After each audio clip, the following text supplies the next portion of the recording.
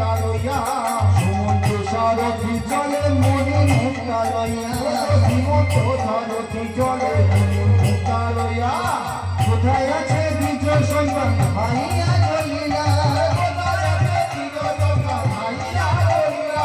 কোথায় আছে বিজয় সন্তান খুঁজিয়া চলিলা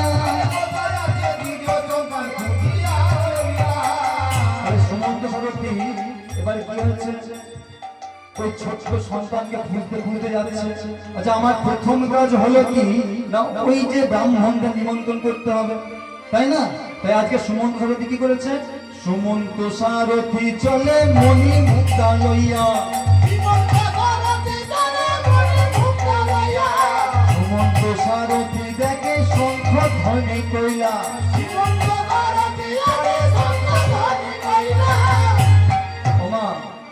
সুমন্ত সারথি কি করেছে? শঙ্খধ্বনি করছে। আর যেই শঙ্খধ্বনি করছে অমনি কি হচ্ছে? কোথায় দূরে দুজন ভাইয়া চলিলা কোথায় ছিল দুজন ভাইয়া চলিলা কোথায় ছিল দুজন ভাইয়া চলিলা কোথায় ছিল দুজন ভাইয়া চলিলা আপনারা আসিবে আপনারা আসিবে আপনারা আসিবে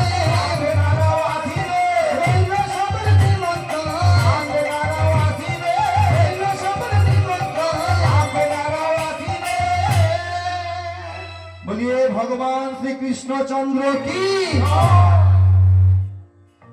আমার হলো এত কষ্ট করে এই হলো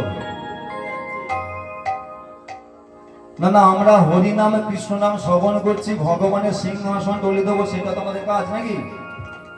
কারণ ভগবান তো সব জায়গায় থাকেন না। ভগবান কোথায় থাকেন? না হাম কৃষ্ণানি বৈকুণ্ঠে বৈকুণ্ঠে থাকি না যোগী নাম হৃদয়ে নাচা যোগীদের হৃদয়ে থাকি না। তাহলে প্রভু তুমি কোথায় থাকো? প্রভু তুমি কোথায় থাকো? বাঁশবাগানে? হ্যাঁ না না আমি যোগীদের হৃদয়ে থাকি না আর বৈকুণ্ঠ থাকি না। তাহলে কোথায় থাকো প্রভু? মদ ভক্ত গায়ন্তী আমার ভক্ত যেখানে আমার গুণকীর্তন করে আমার ভক্তরা যেখানে আমার নাম কীর্তন করে তত্র তিষ্ঠামি হে নারদ আমি সেখানে অবস্থান করি নারদ। তাহলে ভগবান যদি এখানে অবস্থান করে আর আমরা যদি জয় দিতে গিয়ে হাতটা তুলবো কি তুলবো না ভগবান লজ্জা পাবে না? হ্যাঁ লজ্জা পাবে তো? ভগবান কি বলছে? হাত দিলাম হাতের কাজ করবে না, তাহলে হাতগুলো পরের জন্য খুলে নেবো হাতগুলো খুলে নিয়ে পরের জন্য পা দিয়ে দেবো হবে তো? হাত যদি পা হয়ে যায় কি হয়ে যাবে? তাহলে এবার মায়েরা বলুন হাত যদি পা হয়ে যায় তাহলে চারটে পা আর চার পা যদি হয়ে যায় আমি যদি এখানে বসে থাকি চার পা হয়ে আমাকে এখানে কেউ রাখবে তো? কেউ মাটি ঢিলি ছুড়বে কেউ ইট ছুড়বে কেউ ঝাঁটা